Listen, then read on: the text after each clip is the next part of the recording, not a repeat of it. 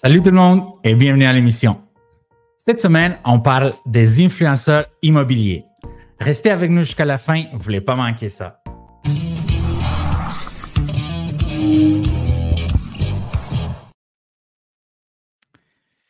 Si c'est votre première fois à l'émission, prenez le temps, s'il vous plaît, de vous abonner et de liker cette vidéo. Allons-y. David, des stars du web s'enrichissent en faisant la promotion des concours frauduleux ou de placements douteux. Et ça, sans trop risquer des conséquences. Certains influenceurs virent malheureusement un imposteur et d'autres s'attirent tout simplement les foudres du fisc. Ma question pour débuter, est-ce que tu, dans ton feed Facebook ou YouTube ou Instagram, est-ce que tu as des influenceurs de l'immobilier qui font la promotion des services ou des cours? Oui, j'en ai plein. Même, c'est pas juste ça, les pros de la crypto, des pros des placements immobiliers, des pros. Puis là, moi, je me dis juste, s'ils font des vidéos, ils doivent pas être si pros que ça. Exact. Ils font plus d'argent que les vidéos, finalement. C'est ça leur gagne-pain, c'est de faire des vidéos. Exactement. Quand j'ai débuté dans l'immobilier en 2001, 2002, il n'y avait personne au Québec, ou presque, sauf M. Lepine, qu'on va parler tantôt. Et lorsque j'ai débuté comme courtier immobilier en 2009, encore une fois, il y avait pas cette tendance-là, il n'y avait pas les réseaux sociaux qui étaient aussi forts. Et on dirait après la pandémie, là, ça commençait avec la pandémie, ça a explosé les influenceurs immobiliers. Pas dans tous les domaines virtuels, là, ça a explosé depuis la pandémie. Là. Les gens n'avaient rien que ça à faire. T'sais. Exact. Le TikTok et les influenceurs, définitivement. Moi, j'ai eu des clients qui ont acheté une maison. Ils étaient sur. Mais ils faisaient du contenu là, explicite là, sur OnlyFans. Là. Oui, OnlyFans, oui. Explosé. Là. Il y avait des revenus assez incroyables. Puis ils se sont achetés une maison. Oui. C'était un couple. Le gars prend une photo, la fille était modèle. Mais il n'y avait pas de nudité. Là. C'était juste comme des photos sexy. Là. Mais les autres m'ont dit que c'est la pandémie. Là. À partir de la pandémie, ça faisait comme 5 ans qu'ils faisaient ça. Puis à la pandémie, ça a explosé. Là. Ouais. Fait que tout le virtuel, c'est ça qui est arrivé. Là. Exactement. Je connais des personnes qui font, on va en parler là, je crois qu'elle aussi, mais ils font en haut de 100 000 $ par mois. C'est incroyable, c'est incroyable. Exactement. Donc, c'est ça, j'ai ce que l'article que j'ai trouvé donc nous fait réfléchir, c'est que c'est vrai qu'il y a plus rien, il y a rien de plus facile en 2024 que d'attirer les jeunes sur TikTok en leur vendant le rêve de devenir millionnaire. Et ces tendances, c'est quand même, donc, comme on dit, après la pandémie, mais ça a accéléré, je dirais, dans les derniers 2 ans. Moi, quand je faisais mes premières vidéos en 2011 sur YouTube, il n'y avait personne au Québec qui faisait ça. Et en 2017, j'ai commencé le podcast en français là, pour. C'était le début, c'est pareil. Exactement. Encore une fois, il n'y avait personne. Déjà? Oui. Quand j'ai débuté en 2010-2011, aux États-Unis non plus. Là. Non, ça des vidéos par rapport à vendre par le propriétaire. Ouais. Ça a commencé dans ces années-là. Exact. Je me souviens, le premier vidéo que j'ai envoyé à la page actuelle à tous les courtiers en 2010 ou 2011, c'était par rapport à vendre par le propriétaire. J'avais fait comme un mini sketch avec Mr. Burns de Simpsons là, qui était content d'avoir fait quelque chose. C'est quand même avant-gardiste. Oui, je faisais comme une comparaison aux gens qui veulent avoir la commission des courtiers immobiliers. Un peu controversé. Mais c'est ça, donc il n'y avait personne. Je ne sais même pas s'il y avait tous les courtiers qui savaient comment utiliser YouTube. Là. Donc, j'étais le premier au Québec, obviously. Et aussi avec les automatisations, avec Infusionsoft ou Confusionsoft. Non, mais tu sais, en 2013, là, moi, j'avais des documents à la main. Là. Avant d'avoir les signatures électroniques, j'avais même pas ça en 2013. Exact. C'est vrai. C'est quand même fou, pareil, quand tu y penses. Là. Ouais. Ouais, il y avait, et je me souviens, juste avant 2009, ça faisait comme 2 ans ou 3 ans qu'il avait changé un système qui s'appelait Edgar ou je ne sais pas trop quoi, où il y avait des gros catalogues. Quand un courtier inscrivait une Ah, ça, moi, j'ai propriété, pas connu ça, là. moi non plus, mais les gens me disaient, tu rentré au bon temps. Ça commençait à être automatisé, centré s'il était en place. Ouais, exact. Donc, c'est ça, avant de continuer, c'est ce que je voulais partager avec vous, c'est que l'idée de commencer cette émission est née du fait qu'il y a trop de monde qui se croit un expert en immobilier. Et David et moi, on voulait créer une émission pour les gens, monsieur et madame, tout le monde, qui veulent prendre des décisions qui sont éclairées, qui ne sont pas partielles ou parce que quelqu'un met de la pression, ou le greed ou le fear. Mais tu sais, ce que le problème, je ne sais même pas si les gens ici s'y croient tant que ça qu'ils savent qu'ils ne le sont pas, c'est juste qu'ils font de l'argent avec ça, fait qu'ils font un semblant. Là. Il y a aussi ça. Là. Tu pognes un gars qui vend des vidéos en ligne, mais la personne, s'il ne fait pas d'argent avec ça, c'est juste une manière pour lui de faire de l'argent avec ça. Là, grâce à ses vidéos. Là, fait que c'est ça qui est payant pour lui. Là. Il s'en fout bien là, du conseil qu'il va donner après ça. Exact. C'est vrai. Donc, moi, comme tu le sais, j'ai fait du marketing en ligne depuis toujours. Là. J'ai débuté avec Google AdWords en 2002 avec des affiliate marketing. Donc, j'ai vu ce qui s'est passé même en Amérique du Nord, là, dans le marketing. Là. Au Québec, c'est sûr. J'étais au Québec quand ça s'est débuté. Donc, il y avait un moment où réellement tu pouvais vendre des cours à 5 000 $ et tout simplement copier des choses trouvées sur Internet. C'était fou. Moi, je ne faisais pas ça parce que je n'aime pas faire ça. Mais il y a des gens qui enseignaient aux autres de faire ça. Et même encore aujourd'hui, si on regarde sur YouTube, il y a des fois des publicités qui t'amènent à prendre un rendez-vous. Et la personne te vend un cours de 5 000 $ US. Ah, mais ça, de base. C'est dans la vidéo, le gars, il parle de 3 étapes. Exact. Puis après ça. Puis là, à la fin, tu sais.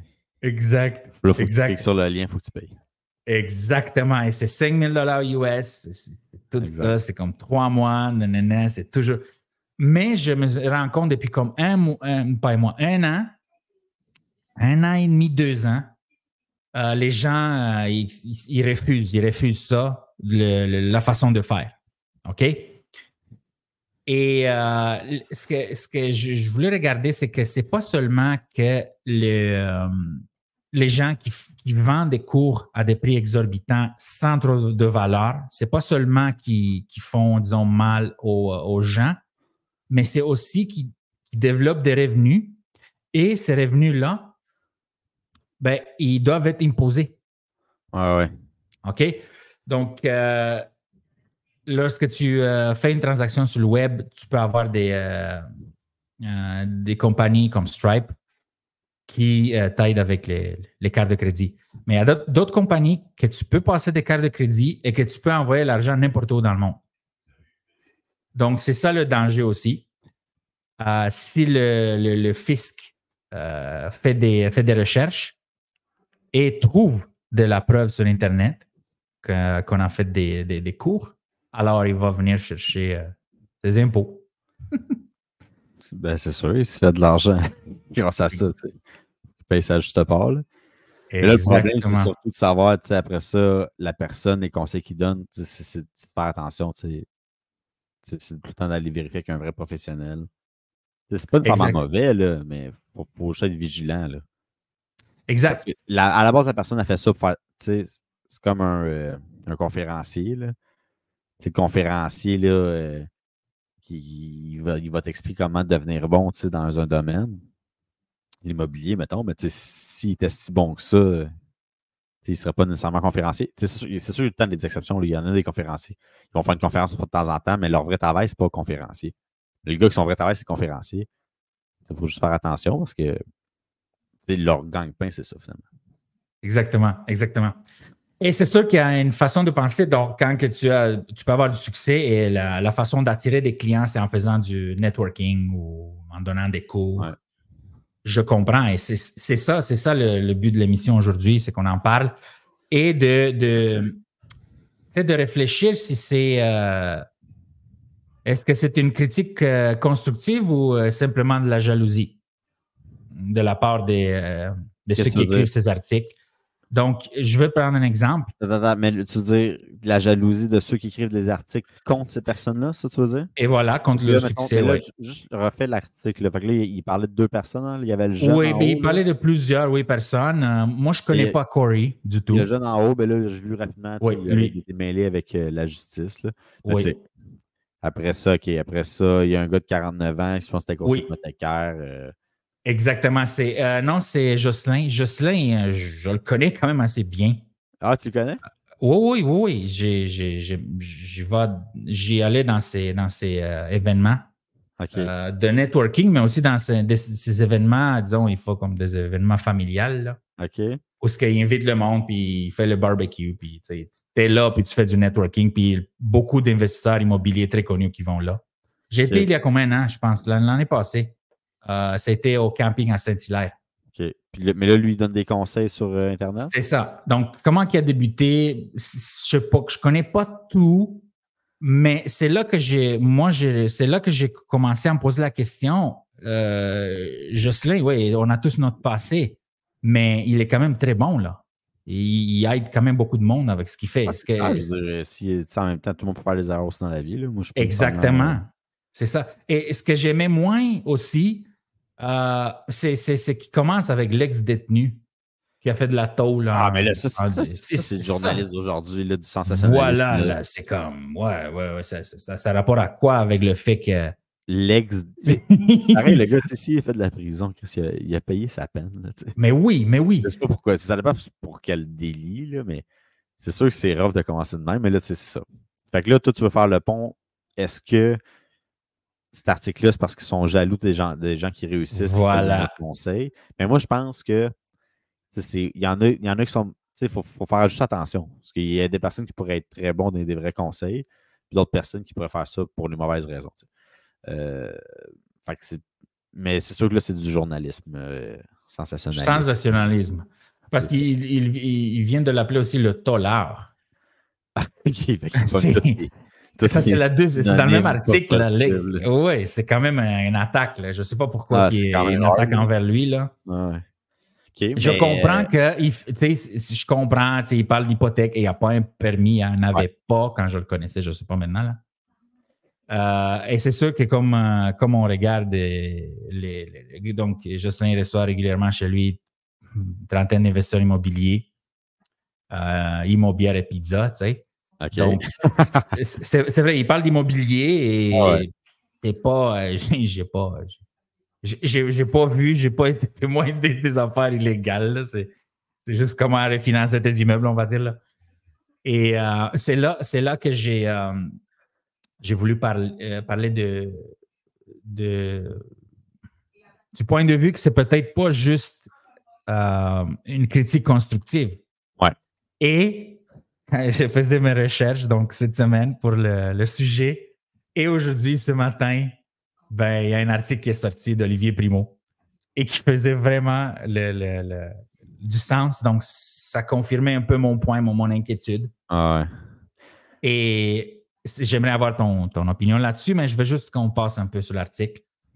OK, mais vraiment, juste faire le parallèle. Mais là, c'est sûr que lui, là, il parle, lui, il y a beaucoup de personnes qui sont jaloux des entrepreneurs qui réussissent. Mettons deux professionnels dans un domaine ou 2 entrepreneurs dans un domaine X. Il y en a un des deux qui réussit. L'autre, il va juste regarder ce que l'autre fait, puis il va être jaloux, puis ça fait en sorte que finalement, ça brise sa productivité là, à cette personne-là. Il a raison 100%. Mais maintenant, si on fait le parallèle avec l'autre article, je pense quand même que parce que là, on parle des gens qui font de l'argent avec les vidéos de conseils. Oui. Là, savoir si ces personnes-là ne sont pas accréditées puis ils donnent des conseils. Puis là, est-ce que c'est des bons conseils, pas des bons conseils? S'ils réussissent avec ça, mais je pense pas nécessairement que c'est des gens qui sont jaloux qui écrivent des articles contre ces personnes-là. Mais là, c'est sûr que il y a aussi une façon de le faire. T'sais. Comme tu dis, voilà. là, il critique l'autre gars, ils font juste, là, il le ramène dans son passé, puis ce qu'il a Et fait, voilà, c'est c'est ça. mauvais. Ce que je Ça, c'est trouve, c'est que la dégueulasse. personne est super compétente. Mais là, parce que le problème, c'est le danger, c'est que ces personnes-là peuvent donner des conseils, puis si c'est un mauvais conseil, les gens n'ont aucun recours contre eux. Tandis que moi, si je fais une mauvaise, c'est un professionnel, moi, je fais une mauvaise job, il pourrait avoir des recours contre moi avec l'OACQ. C'est ça la différence entre ces deux personnes-là.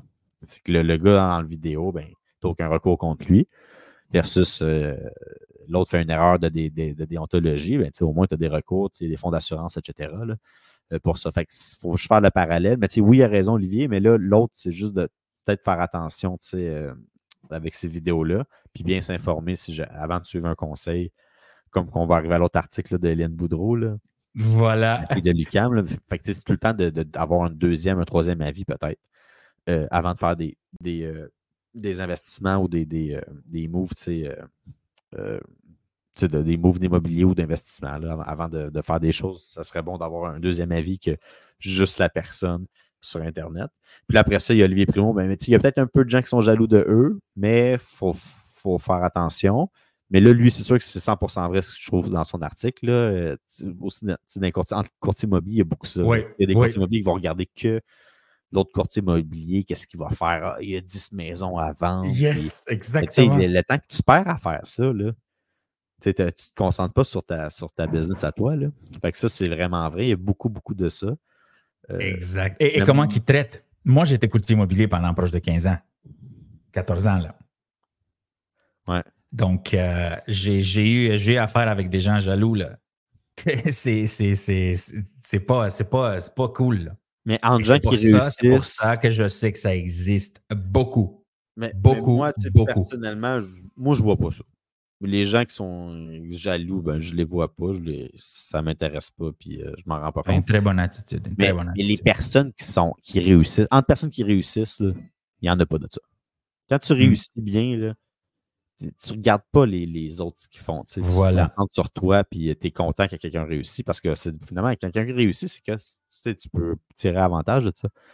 C'est ça. Fait que les gens qui sont jaloux, ben, c'est des gens qui ne réussissent pas et qui perdent leur productivité à être jaloux. T'sais. Exactement. Mais c'est 100%, là. C'est le même, il y en a beaucoup de ça. Là. Et c'est ça. Donc, ce qu'il dit, c'est ça. Là, la jalousie envers le succès au Québec n'est pas un mythe, elle est bien réelle et je suis là pour le prouver. Au Québec, la jalousie du succès est un phénomène connu et qui peut avoir des répercussions très négatives sur l'économie. Bon, ça ne fait pas juste le climat de méfiance et de division, mais la fuite des cerveaux entrepreneuriaux est une menace réelle pour l'économie du Québec. Elle réduit le bassin des talents disponibles et d'innover de stimuler la croissance économique. C'est clair. Et là, il continue. Là, on ne regarde pas tout, mais c'est vraiment ça. C'est vraiment ça, raison, David. Puis, ce qu'il dit aussi dans l'article, c'est qu'un entrepreneur qui réussit, ça crée des emplois. Exactement. Au final, ça fait juste aider l'économie. Fait qu'il faut pas, faut pas être jaloux de ça. En tout cas, ça partirait finalement de la naissance, là, la façon qu'on élève nos enfants. Là. Mais vaut mieux. Le fautif, c'est tout le temps soi-même. Quand ça va pas bien. Ben là, ouais. C'est ça, c'est comme le proverbe. Non, mais tout n'est pas noir ou blanc. Regarde pas le cure-dent dans l'œil de ton voisin, regarde le poteau dans ton œil. C'est ça. Mais tu sais, on s'entend, là, tout n'est pas noir ou blanc. Là, je veux dire, quelqu'un qui a une maladie grave ou qui a un contexte familial difficile, il y a plusieurs facteurs. Mais mettons, grosso modo, là, ça va pas bien dans le business. C'est toi qui peux faire c'est juste toi qui peux faire la différence. Voilà. Je pense que c'est l'autre qui fait d'autres choses. Puis, fait que c'est le même qu'il faut penser. Puis quelqu'un qui est beaucoup jaloux là, en entrepreneuriat, dans le domaine entrepreneurial, peut-être qu'il n'est pas dans le bon domaine. Peut-être qu'il lui serait peut-être mieux salarié, puis qu'il n'aurait pas besoin d'avoir la pression de réussir, puis la pression aussi monétaire de réussir. Là. Fait que, d'après moi, il y a ça aussi là, de se questionner soi-même. Tu sais, quand tu es dans le bon domaine, quand tu es travaillant, puis que tu aimes ça, puis c'est la première fois que tu aimes ça, là, mais ça part de toi. Tu sais. Exact. Et Donc, on parlait de faire confiance aux gens. Ah, mais là, cet article-là m'a jeté à terre. Là. Je tombe Ah en bas de oui. ma chaise. Puis tu te souviens, on a fait déjà un podcast là-dessus. Ouais. Parce que à elle, ça s'est passé ce qui s'est passé à moi aussi là, au début de ma carrière. Ouais. Fait que, je voulais que les gens soient au courant qu'on doit faire attention à qui on fait confiance. Et je suis sûr que cette personne, elle est vraiment, vraiment bonne, a un très bon cœur. Là. Ah non, mais moi, La fille, c'est une deuxième fois qu'il se passe quelque chose. mais moi, Hélène, je suis au secondaire avec, là, tu la connais pas tant personnellement que ça, là, mais je veux dire, elle est super gentille, c'est sûr. Là. Puis en termes de business, là, en termes de publicité, là, puis de se vendre, là, on s'entend qu'elle est vraiment au top. Là. Elle a été capable d'aller chercher le maximum de visibilité. Là. Fait que ça, elle est vraiment bonne là-dedans. Mais les autres domaines sont un peu moins bonnes. Oui. C'est ça. C'est le fils qui est aux trousses de l'influenceuse Hélène Boudreau, aussi surnommée la fille de l'UQAM, qui aurait omis de fournir plusieurs documents à l'appui de ses récentes déclarations d'impôts. Ouais. Et c'est ça que je dis. Parce que le fisc est aux trousses de l'influenceuse, mais l'influenceuse aurait dû consulter un fiscaliste. Ben, c'est clair. Mais à partir du moment que tu fais 1 million par année, là.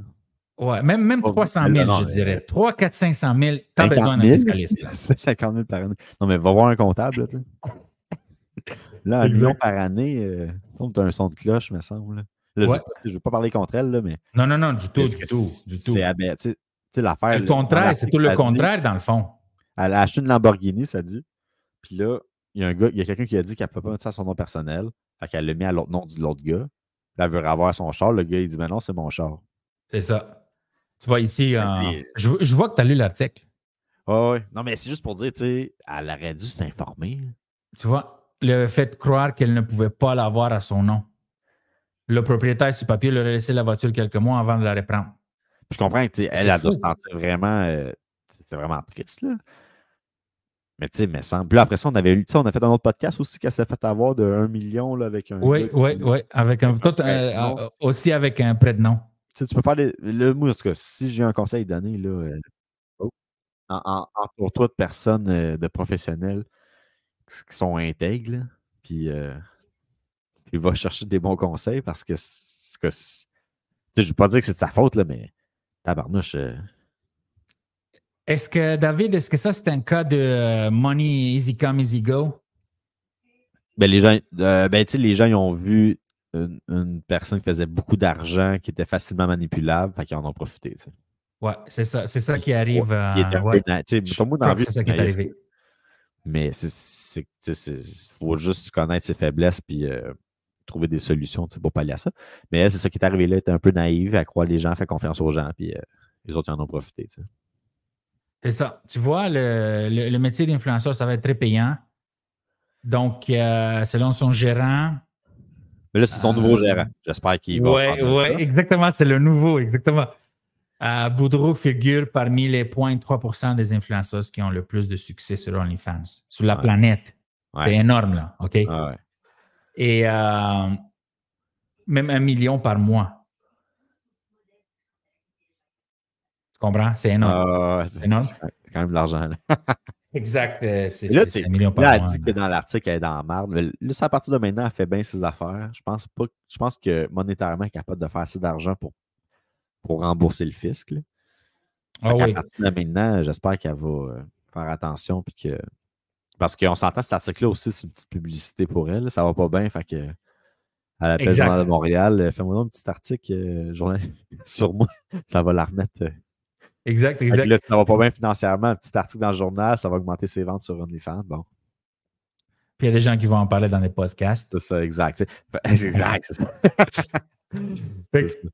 Check, en 2021, donc elle a perdu les comptes et ça, c'est une autre chose que je vais finir avec ça, c'est que lorsque tu fais de l'argent dans cette industrie ou beaucoup d'argent sur le web ou de l'argent en tant qu'influenceur en vendant des cours, ça, c'est une autre chose. Stripe, ils ont updaté leurs conditions d'utilisation. Et il y a une catégorie maintenant, ils sont en train de négocier avec les mots qu'ils vont utiliser, mais ils vont, entre guillemets, faire la guerre aux créateurs de contenu qui chargent 5 000 $ par cours. Donc, bientôt, je ne crois pas que Stripe va accepter les 5 000 $ de quelqu'un qui t'a pogné sur Internet, là, sur ta carte de crédit. Ouais. Tu comprends? C'est que les émetteurs de cartes de crédit et les processeurs de credit cards sont en train de regarder ce phénomène de plus près. Parce que des fois, c'est quasiment du vol. Là, c'est du vol parce que ça peut être considéré du vol parce que... Oui, mais c'est pas juste ça. C'est pas juste ça, c'est que les gens, c'est comme nous, les gens, les êtres humains, la façon qu'on fonctionne, il y a des moments où on est vulnérable et on cherche des solutions à un problème qui est très grave. Et il y a des gens qui sont spécialisés à manipuler ces personnes-là pour qu'ils payent de l'argent pour arrêter la peine qu'ils ont en ce moment. Ouais. Mais la peine, ça n'ira pas. Et c'est ça le problème. C'est qu'ils ne viennent pas aider la personne. Ils font juste prendre avantage de la situation en soutirant 5 000 $ US aux gens. On s'entend que la majorité de ces vidéos-là, le but, c'est qu'ils autres qui encaissent leur chèque de formation. Là. Exact. On ne parle pas d'Hélène, c'est elle. Non, exact. Mais juste pour revenir à Hélène, plus bas, c'est intéressant. Là, ça dit une affaire qui est plate pour elle, par exemple. Ça dit que financièrement, les banques ils prêtent moins d'argent à cause du domaine dans lequel elle travaille. T'sais. Voilà. Exact. Elle est moins bien traitée qu'une criminelle par le système financier. C'est des personnes criminelles qui arrivent à avoir des prêts, pas elle. Ça, je trouve ça quand même... Après ça, on s'entend qu'il y a une grosse... Et les assurances aussi, ça, je la crois. C'est ça, parce que, je veux dire, elle gagne sa vie, je veux dire, elle a le droit de faire ce qu'elle veut, puis elle gagne bien sûr. C'est tant mieux pour elle. Mais après ça, le système financier, c'est vrai parce que je suis sûr que le bonhomme qui est le haut placé de la banque qui empêche son prêt, d'après moi, une fois de temps en temps, il s'en va sur et voilà. Exactement l'hypocrisie. C'est ça. Je suis d'accord avec toi. Parce qu'au final, l'image qui dégage, c'est la majorité dans tout cas. Mais je peux comprendre que peut-être à cause de ça, peut-être que ça l'a mené vers des gens qui l'ont mal conseillé et qui ont profité d'elle. C'est à cause de ça. Parce que peut-être si elle avait eu. Peut-être qu'il y a des gens qui n'ont pas voulu faire affaire avec elle à cause de ça. À cause de leur nom. Fait que peut-être qu'elle a eu de la misère à s'entourer de personnes professionnelles adéquates. L'hypocrisie. Mais le wokisme là, qui est là, partout au Canada est présent au Québec aussi. Là. Exact. C'est l'hypocrisie. Là. C'est faites ce que je dis, faites pas ce que je fais. C'est ça. Là, on est pas mal tanné du wokisme. Ouais, c'est un bon podcast. Ouais. Écoute, mais là, j'ai pas vraiment d'anecdote, là, tu sais. Tu savais pas quoi trouver comme anecdote, là, par rapport à ça, là. Fait que, écoute, je pense pas avoir d'anecdote pour ce podcast-là, exceptionnellement, là. C'est pas grave. C'est pas grave, on continue un peu. Ouais, c'est ça. Tout le monde entend ton anecdote, là, chaque semaine. Donc, on a parlé de... Jocelyn, on a parlé de Corey. Ah oui, il y a un autre gars qui s'appelle Nicolas Ray. Ouais. Lui aussi, je peux dire, je ne l'ai jamais rencontré en personne, mais j'ai été à des webinaires. OK. Et je ne sais même pas si j'ai été à une présentation. Ils exhibent leur mode de vie luxueux, tu sais, pour attirer les gens. Mais voilà. Ça, c'est un peu malsain parce que des fois, ils n'ont peut-être pas fait de l'argent à cause de. Tu sais, c'est ça qui est un peu. Il faut faire attention. Là. Puis que là, celui-là que je disais que les articles, c'était pas nécessairement à cause de la jalousie qui parlait contre eux, mais peut-être. C'est sûr qu'après ça, les journalistes, ils rabaissent. Ça, c'est peut-être pas la bonne façon de faire. Là. Mais peut-être juste de faire plus attention parce que peut-être qu'il y a eu de l'argent de son père ou. C'est un exemple que je donne. Là. Ouais, mais ce que je veux simplement dire que les fois que j'ai eu affaire avec des webinaires de Ray, de ce gars-là. MREX, je crois. C'était bon. C'était bon. Je suis sérieux, là. C'était très bien fait, très bien structuré. Ah, ben, tant mieux. J'ai pas eu l'impression qu'il veut mon argent, là. C'est comme il donne ses conseils. Puis si tu veux faire plus, ben, tu peux acheter un programme de coaching avec. Là. Puis en même temps, il veut J'ai quand même. pas eu l'impression que c'est un Pour moi, colon qui sait pas de quoi il parle. il fait des vidéos avec tous les trucs qu'il y a de luxe, c'est un peu de la pub. Mais ce qu'il ne faut pas oublier, c'est qu'il fait beaucoup d'argent avec ça. C'est pas qu'avec, mettons qu'il donne des conseils d'immobilier, il ne fait pas que plein d'argent avec l'immobilier, il fait beaucoup d'argent grâce aux vidéos. Fait que des fois, tu disais, comment c'est qu'il y a une Lamborghini puis tout, mais c'est extrêmement payant, faire ça en ligne. Fait que, il est sûrement, il doit avoir une grosse partie de ses revenus à cause de ça. Il faut juste faire attention par rapport à ça. Là. Ouais. Et j'ai fait une recherche sur Google pour voir c'est qui les influenceurs immobiliers. Donc, c'est un article sur les affaires qui a fait une liste, dont Ghislain Larochelle, fondateur Immo Facile. Ça, lui aussi, j'ai fait quelques webinaires. Ouais. Donc, lui aussi, je crois qu'il est très professionnel. Nicolas Rage, je te l'ai dit. Il y en a qui font ça pour les bonnes raisons, c'est sûr. Ouais. Jean-François Tremblay, j'ai été à un de ses présentations à Saint-Jean-sur-Richelieu. Je sentais qu'il y avait quelque chose contre les courtiers immobiliers. Ah. Ouais. C'est vrai que c'est chantier ça, mais moi, je m'en fous. Là. Mais encore une fois, je n'ai pas eu le feeling. Ouais. Il ne sait pas de quoi il parle. Il sait très bien de quoi il parle et il sait où il s'en va. Puis c'est un monsieur qui, selon moi, est intègre. Jocelyn, encore une fois, ça j'ai vraiment pas compris pourquoi ils l'ont maltraité dans l'article.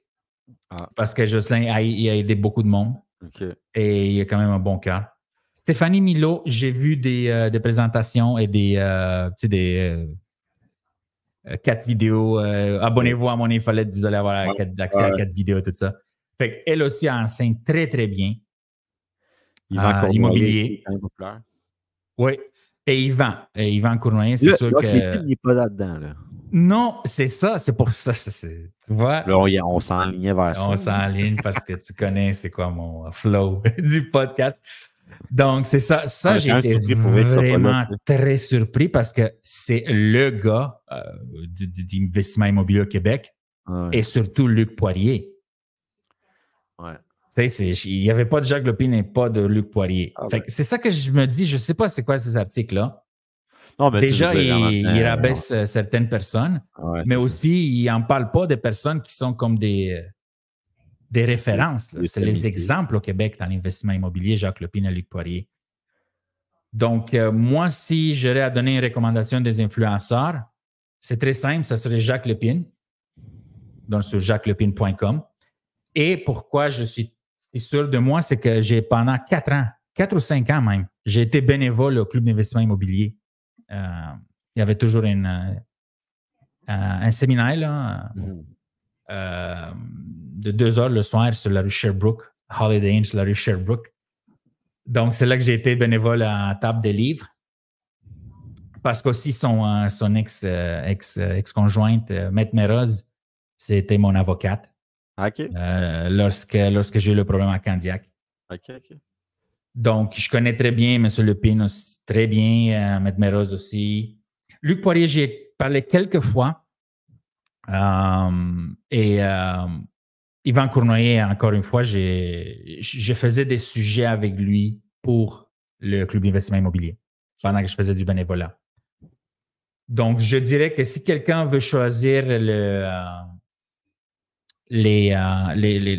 suivre des investisseurs immobiliers, je dirais que c'est Jacques Lepine, Yvan Cournoyer et Luc Poirier. Ça, c'est du monde qui sont reconnus. That's it. Vous voulez suivre des investisseurs, mais ces 3-là, vous n'aurez pas de problème avec ça. C'est clair. Et est-ce qu'il y a des... on a parlé des Jacques, on a parlé des influenceurs. Est-ce qu'il y a d'autres choses que tu veux rajouter, David? Un parallèle, tu sais, des fois... là, je dis pas que je veux pas généraliser, mais tu sais, tu vois quelqu'un qui, là, il monte sa montre de luxe à Lamborghini, vient, achète mon cours, tu vas faire de l'argent. Tu sais, mais je dis pas que c'est... Il faut juste faire attention peut-être d'aller voir des reviews aussi sur ces personnes-là, tu sais, par rapport à leur cours, s'informer. Mais tu sais, moi, je regardais souvent sur Twitch, là, je regardais des joueurs de blackjack, tu sais, qui jouaient dans les casinos en ligne. Puis là, ça jouait à coût de 5000. C'était vraiment incroyable. Là, c'était quand même très divertissant à regarder. C'était quand même étonnant. Puis, mais tu sais, après ça, moi, je lis des articles, mais eux autres, là, ils étaient remboursés par les casinos en ligne, tu sais. Puis, il y avait des cotes de leurs followers qui s'abonnaient aux casinos en ligne. Fait que, tu sais, au final, là, il y avait bien de l'argent, mais il ne faisait pas de l'argent à cause du casino. Là. Il faisait de l'argent à cause que les casinos ils les payaient parce qu'ils ramenaient des clients et ils faisaient de la pub. Fait que souvent, ces personnes-là font beaucoup d'argent à cause de leur contenu sur le web. Ouais. Et non à cause. Fait que, ils devraient faire des formations plus sur comment faire du contenu sur le web que d'investir en immobilier, mettons. Là. Fait que c'est juste de faire attention à ça. Mais là, ceux que tu as nommés plus tôt, c'est vraiment des gens qui ont vraiment réussi dans le domaine. Ça a été c'est des personnes établies qui ont. C'est ça. Fait que juste faire attention à ça, mais il y en a que c'est vraiment vrai, puis ils font ça pour de bonnes raisons. Mais c'est juste de faire attention parce qu'il y a de tout. Puis souvent, on n'a pas de recours. Il lui va donner un conseil, mais tu n'as pas de recours contre cette personne-là parce que ce n'est pas un professionnel d'aucun ordre professionnel. Là, ouais. David, voilà, c'était ton anecdote. Ah, c'est ça. Oui, why not? C'est clair. Et oui, je suis d'accord. Je vais confirmer. Donc, moi, j'étais là, je capotais. Je sais comment il fait pour avoir de l'argent. Le gars, il perd 100 000, mais oui, mais le casino le rembourse. Exact. Et ça, c'est une autre chose que. Donc, j'ai un projet qui va débuter bientôt aussi pour aider les gens à simplifier les principes de succès. OK. Je vais le faire sur mon propre nom. Mais en finissant, donc, je vais confirmer le projet d'alerte immobilière, c'est ça. Ouais. C'est que moi, depuis que je suis courtier immobilier, j'ai eu affaire avec des centaines de courtiers, pour ne pas dire des milliers, OK? Mais c'est peut-être des milliers. Parce que juste dans mon équipe, à un moment donné, il y était plus que 60 sur un système de référence de... Et ça, tu le sais, je t'avais montré les dossiers. Essayé, ça marchait. Exact. Ça marchait pas bien. Exact. Donc, et j'ai trouvé que David, c'est une personne qui a un bon cœur et était authentique. Et ce qui est le contraire de l'hypocrisie que je n'aime pas. Oh, ben merci. Oui, définitivement. Et tu le mérites très bien. Et c'est ça, ce sujet aujourd'hui, ça me touche à ce point-là. Ouais. Parce que c'est vrai ce que tu dis. Il y a beaucoup de gens qui, malheureusement, focus sur la Rolex et le Lamborghini. Ouais, exact. En croyant que c'est ça les gages du succès. Et ça, c'est quelque chose qu'on veut changer ici, à l'aide immobilière, dans l'immobilier. Donc, ce qui est important, ce sont les faits. Est-ce qu'une personne veut réellement dans la vie? Qu'est-ce que cette personne veut pour elle? Toi, si, mettons, pour toi, bien réussir dans la vie, c'est être capable de travailler 3 jours semaine. Puis, voilà. Ou d'être dans le bois avec des ours et des poissons. Exact. C'est ça la réussite. Si tu travailler 60 heures semaine, il faut s'écouter, puis c'est ça. Il faut savoir qu'est-ce qu'on veut. Exact. Et c'est vrai que l'immobilier, pour finir ce point, donc le projet alerte immobilière, c'est vrai que l'immobilier, c'est un véhicule qui est très bon pour s'enrichir et avoir un futur qui est super, là, disons, OK? Mais si on ne le fait pas comme il faut, il y a des choses qui arrivent qu'on a vu aujourd'hui. Oui, c'est clair. On perd de l'argent, soit en faire des mauvais investissements ou acheter des Lamborghini qui ne sont pas à notre nom, ou en pas déclarant des impôts, puis exact. les impôts viennent nous chercher. Donc, faut appelez-moi avant de faire un move. Là. Voilà. C'est la morale de cette histoire. Exactement. La morale de l'histoire, c'est vous êtes au Québec, bien sûr, vous appelez David. Et si, ce que j'aime de toi, David, c'est que si tu ne fais pas quelque chose, comme par exemple, des fois, on pose des questions sur, je ne sais pas moi, la fiscalité 101, ben, tu peux dire que ce n'est pas ton domaine et que tu vas trouver quelqu'un pour la personne. Exact. Mais la meilleure affaire, c'est ça aussi, la job du courtier immobilier, c'est de connaître ses limites puis de bien conseiller ses clients en fonction de ça. Puis d'après ça, de faire affaire avec d'autres professionnels. Exact. Donc, est-ce qu'il y a d'autres choses, David? Moi, c'est tout. Très bon podcast, Dragoche, comme toujours. Exact. J'ai vraiment apprécié en parler de ce sujet. Et c'est tout pour cette semaine. On vous remercie beaucoup pour votre écoute et votre soutien. Et on se voit la semaine prochaine. Merci. Ciao. Ciao.